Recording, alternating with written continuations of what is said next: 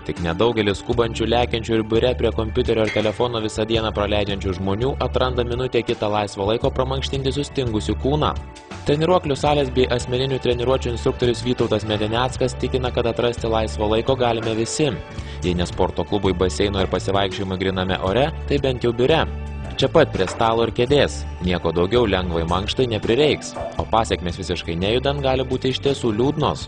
Tai ilgainiui pažiūrės, kaip bus po kokių 5, 10 metų, 20 metų, tai tada gal ne taip linksma pasidarys ir tada laiko atsiras jau daug daugiau, bet kad tas laikas gali būti po poliklinikas, po ligoninės gali būti. Ir apskritai, čia aš manau, kiekvienas prisižiūrim kaip darbą, kad gerai atlikti, kaip mašiną prižiūrėti, taip reikia ir save prižiūrėti. Bet kokiu atveju, tai daug laiko neužtrunka sporto klube. Valandą, galima per savaitę kokius 3 kartus po valandą ateiti, 2 kartus. Bet koks fizinis aktyvumas, galima išeiti į parką pasivaikščioti, irgi bus nauda kažkokia tai. Aš manau, galima 20 minučių per dieną skirti ir galima netgi išsidėlioti. Tai yra darbo pradžioje prasimankštinti, vidury darbo, po pietų pertraukos ir prieš išeinant iš darbo. Pratemti visus raumenis, padaryti tempimo pratimus, pasijus naujų žmogumi. Ir aš vėliau parodysiu šitus pratimus ir bus aiškiau aišku dėl šito judėjimo, kad nebūt susikaušysi. Taigi dabar parodysiu pratimus, paprastus, kurie gali atlikti ofisinį darbą dirbantis žmogus. Jūs visą dieną sėdite prie kompiuterio. Taip? Jums pavargsta nugara, kaklas. Taigi dabar parodysiu, kaip reikia pradžioje gerai, giliai pakvėpuoti, pramankštinti plaučius, viską. Įkvėpėt. Iškvėpėt. Ir kada jūs įkvėpinėjat, kada keliat rankas, tempėt visą kūną į viršų. Įkvėpinėjat. Vėliau išpučiat. Sekantis pratimas tempimo bus nugarai šonais. Iškeliat rankas, paimat dešinę ranką, kairę ranką ir tempėt į kairį šoną. Jaučiat šią tempimą. Lengvai kvėpuojat ir traukiat. Į pradinę būseną atsisėdat ir kitą ranką lygiai taip pat.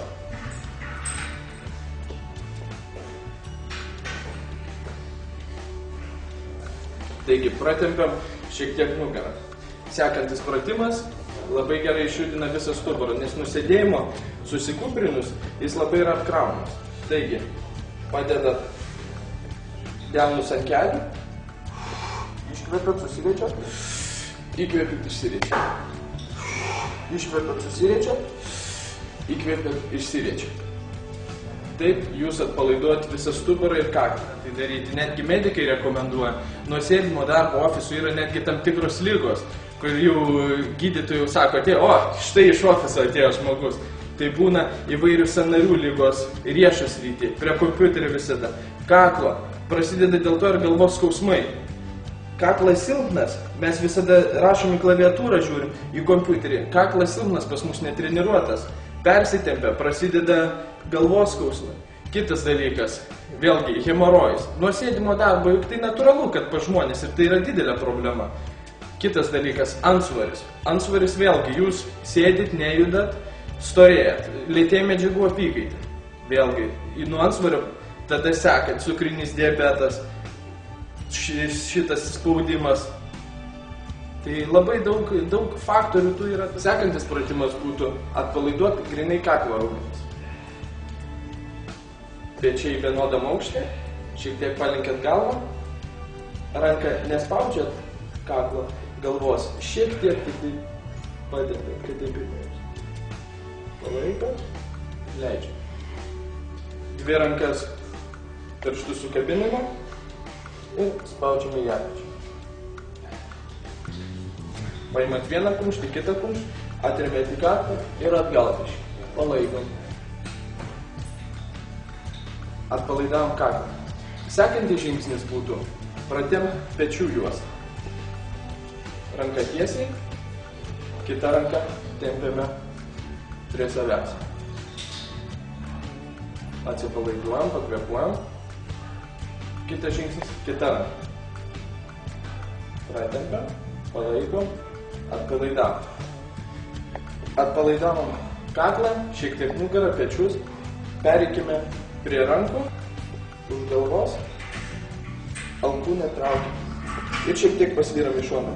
Vieną ranką pratempia. Kitą ranką pratempia.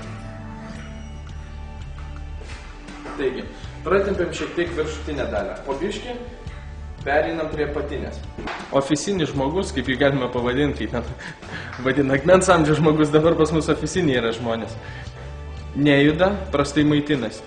Ir nors ir mes atliksime šios pratimus, kažkokius tempimo pratimus į sporto klubus vaikščiusim, bet jeigu nepakeisim mitybos įpročių, tokių kaip užkandžiavimas darbo metu, įvairių sausainių, įvairių saldumynų, kavos gerimas, kofeinas, viskas tai veda prie cukrinio diabeto, prie širdies ir kraujagyslių ligų. Būtinai reikia atkreipti dėmesį į mitybą ir būtinai reikia domėtis naujausiam tendencijom, žiūrėti, kokį mes maistą valgom. Kas yra jame, kas nėra, papildomai kažkokius vartoti vitaminus, žuvies taukus, smegenims. Todėl, kad dabar pažiūrint, kokia mūsų mityba, daugelį iš mūsų.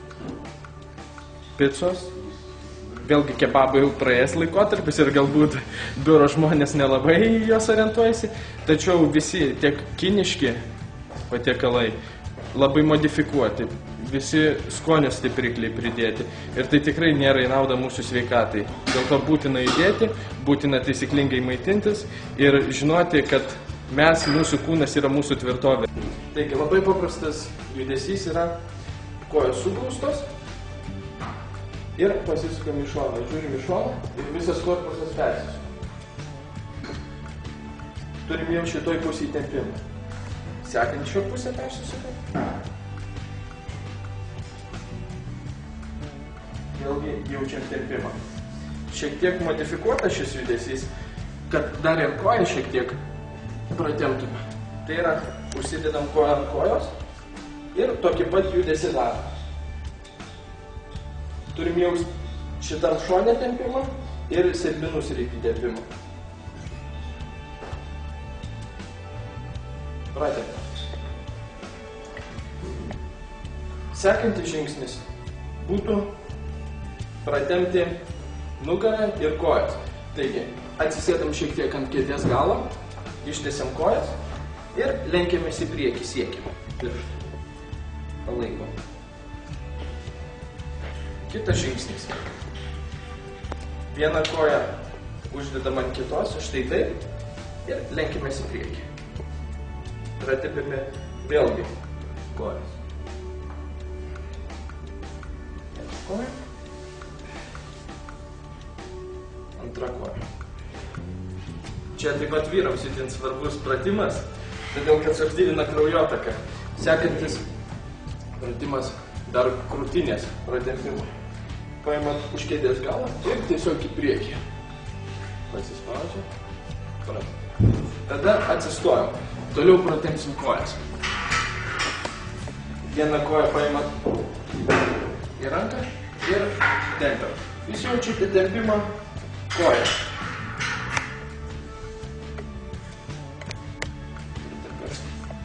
Tada mums reikėtų pratempti blauzdas. Atsiremiant į stalą. Palaikom keletą sekundžių, atleidžiam. Tada beliko pratempt vėlgi dvigalvių šlaunies raumenį, taip pat nugarą ir šiek tiek viršutinę dalį kaip užbaigimą. Tiesiog atsiremiant į kėdę ir lenkitės.